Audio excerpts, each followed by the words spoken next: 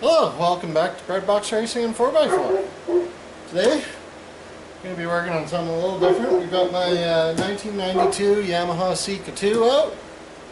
It's a XJ 600 is the other designation it goes by. So 600cc air-cooled twin overhead cam engine. I think it's 60 horsepower, thereabouts. This is the first bike I've ever owned, and it's in really good shape for 1992 in Canada. Normally bikes in Canada, at least as far north as I am at this age, would be, the wiring would be a rat's nest of butt connectors and garbage. There'd be rust everywhere. But what we're going to do today, though,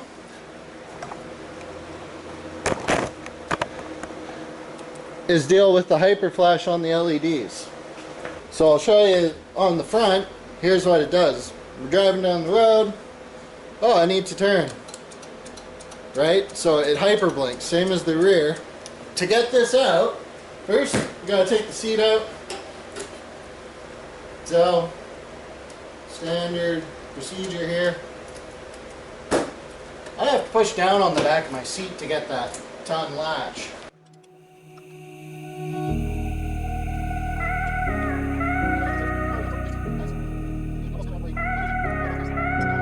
Alright, so pop that up at the front, and then I just kind of have to wiggle it a little bit, and pops off the back. It's got two hooks back there, so you can't just pull up, you'll break it. That's my theory. So that handle just slides out like that. I always just tuck it there because then I don't lose it.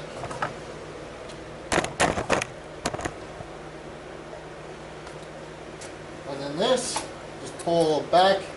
Make sure you undo this bolt. Pull up back at the front. There's a little push pin here that goes into a rubber grommet, so I always just go behind it with my fingers and gently push out from behind it. And then, boom, that's off. Your relay's back here. It's got a little rubber grommet holding it in. So I just stick my finger in there, push up on the bottom of the flasher until you can feel it comes loose. And then I do the same on the other one because it's a little bit easier to fish both out at the same time. Then try and get the flasher around the other one. So you can kind of wiggle it and do what you have to get the flasher out, at least to here. And then there's a little barb there. You just push that barb inwards, and then you can pull the plug out. So that's the plug for the flasher.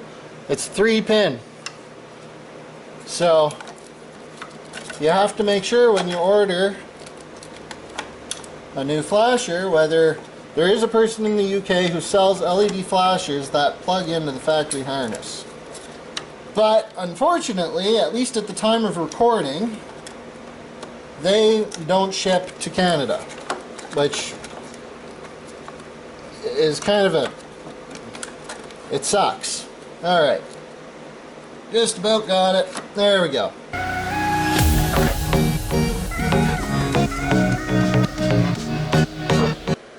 We gotta figure out how the heck to get that out. So you can see in there, that's all inside that. I have to figure out how to get all this out of the casing without destroying the casing, because I'm going to be reusing this, the casing and this plug, and putting the guts from the LED flasher inside. So, we got to figure this out. One eternity later.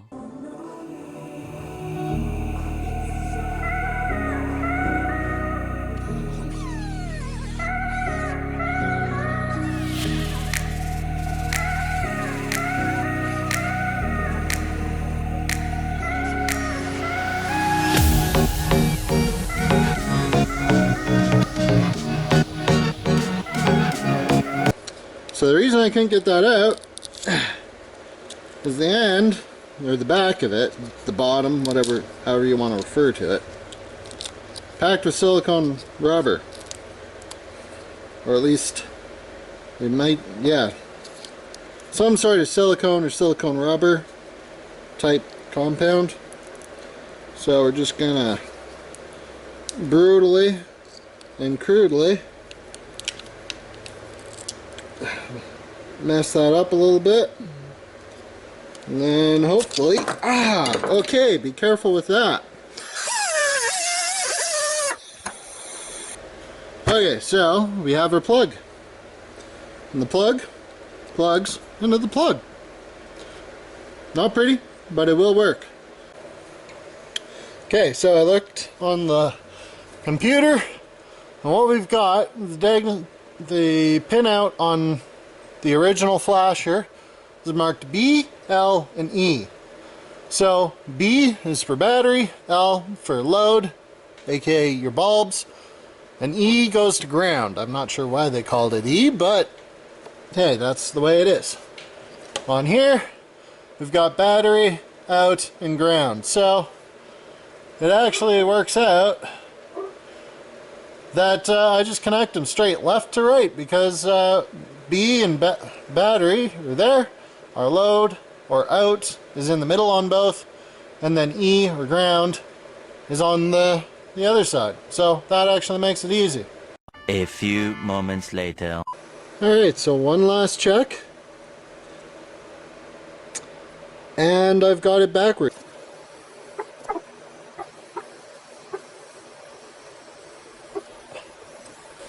Alright, so now flip that around, try this again, but correctly.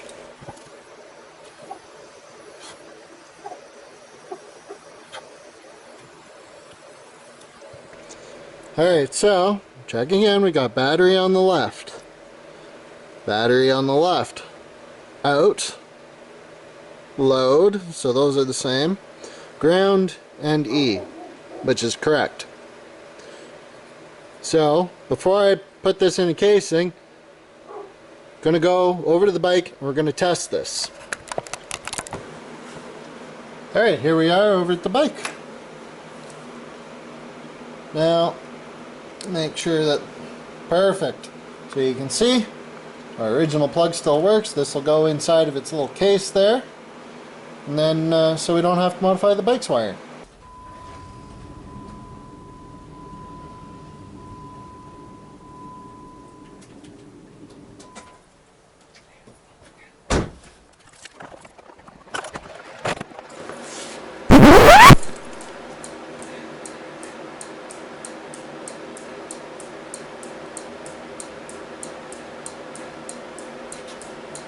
So we're getting this weird bleed-through effect where it's triggering all the lights at once. So I'm going to have to figure that out. So we're back here with the bike. I've done a quick search on the XJ forums. I guess this problem is really pretty much happens on all of them. As you can see, the side that's not blinking is much dimmer. So there's current bleeding through somewhere. And the search online tells me the problem is the gauge cluster. I guess the indicator bulb grounds through the non-blinking side for some reason. So the fix is, in theory, pretty easy. All I have to do is add 2 diodes to the input for the turn signal and ground the bulbs directly to chassis. Hopefully I can do that inside the gauge cluster. So we're going to find out.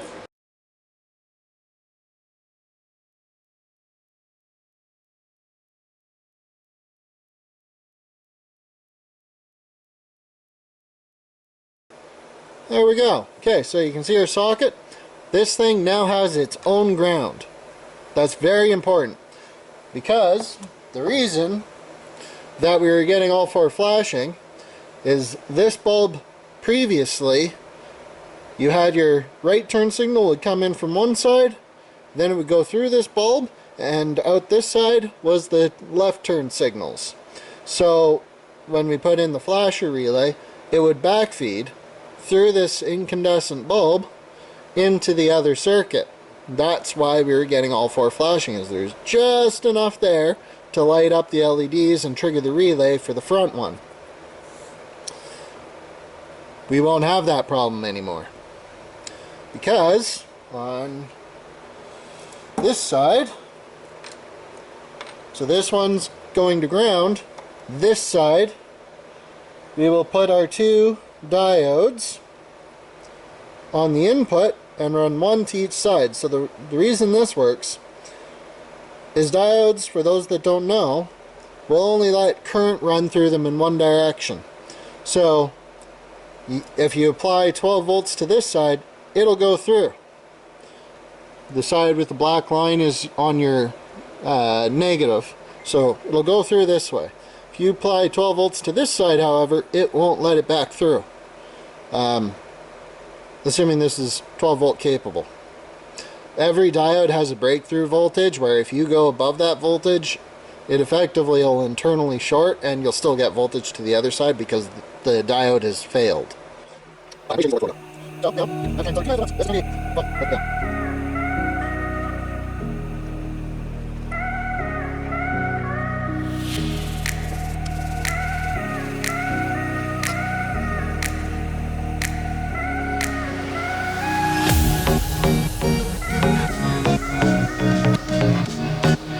This kind of thing, that little helping hand really is helpful.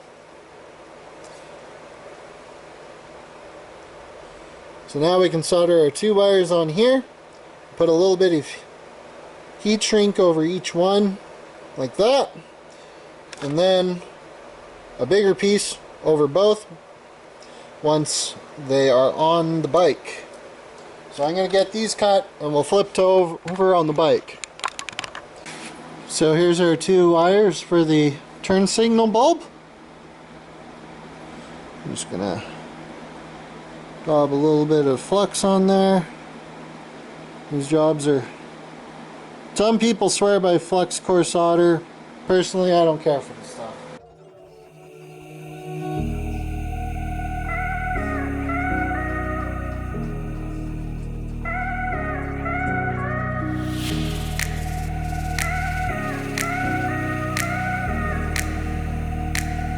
A few moments later. Forgot to hook up the ground for the bulb. So everything's working. We've got our right turns are working. Rear right is working. Rear left isn't blinking, so that's good. And this one's blinking. I had this bulb in backwards. Unlike an incandescent bulb or your traditional bulb with a filament, LEDs stands for light emitting diode, for anyone that doesn't know. Meaning it is a diode, same as these two little devices here. So this bulb, same as these, will only let current or voltage, well no, it'll only let current flow in one direction. So if this bulb isn't working, but your flashers or your turn signals are working, just try flipping that bulb around and it'll probably fix it. If it doesn't, then you have some other problems, but in this case that's all it took for me, because when I first ran it, that bulb wasn't blinking.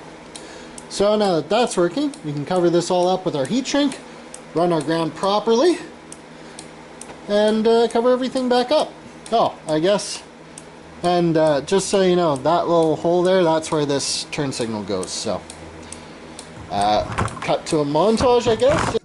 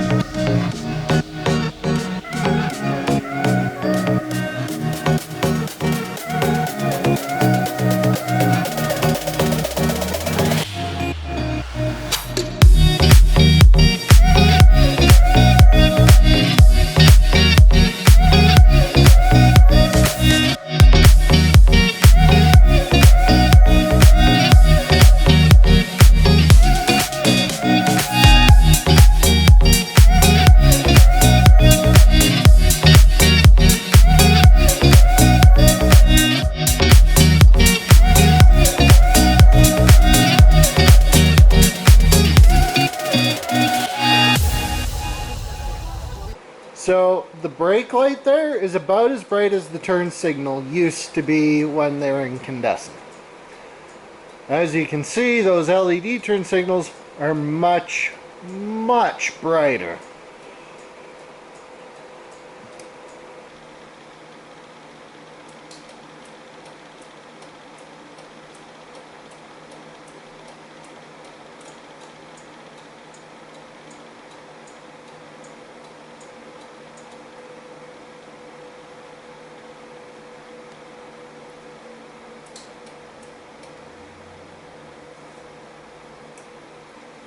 So, that's how you convert the bike to LED turn signals and get rid of the hyper flash. It's, a guy could do this in a day. If you set aside a Saturday or Sunday to do it, you could do it in a day. I'll post links below to the forum pages on XJ forums. This is, from my understanding, going to be not uncommon for a lot of bikes, especially these older bikes. I guess a lot of them had a single turn signal, and when that was the case, a lot of them had this blinking all four when you convert them. So all in all, not a hard project if you just have a little bit of know-how with the soldering iron. It's pretty doable for most people, I think. So yeah, so that's it for this week. Thanks for tuning in, and if you like this, smash that like and subscribe button. Really does help the channel out. So thanks for watching. I'll catch you next time.